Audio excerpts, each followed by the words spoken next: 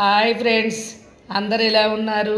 అందరూ బాగుండాలి, అందులో మేము ఉండాలి అని కోరుకుంటున్నాము. ఇట్లు మీ పంతులమ్మ. ఈరోజు చెప్పుకునే విషయం ఏమిటంటే తాంబూలము ముత్తైదువులకు ఎలా ఇవ్వాలి.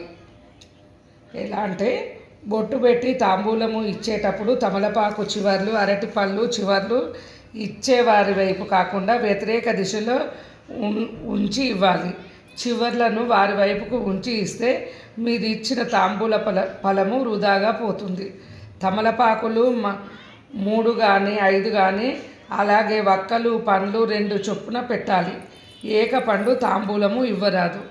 ఇంకోటి ఫ్రెండ్స్, ఏ సమయంలో ఏ పని ఏ దిక్కుగా ప్రారంభించాలి.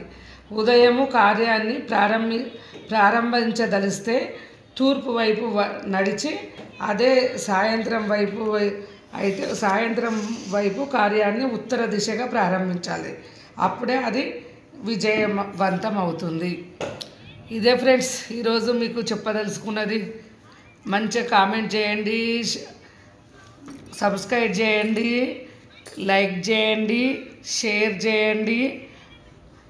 మంచిగా సక్సెస్ అయినాక మీ ముందుకు మా టీం అందరం వస్తాము. అప్పుడు మమ్మల్ని ఆశీర్వదించండి.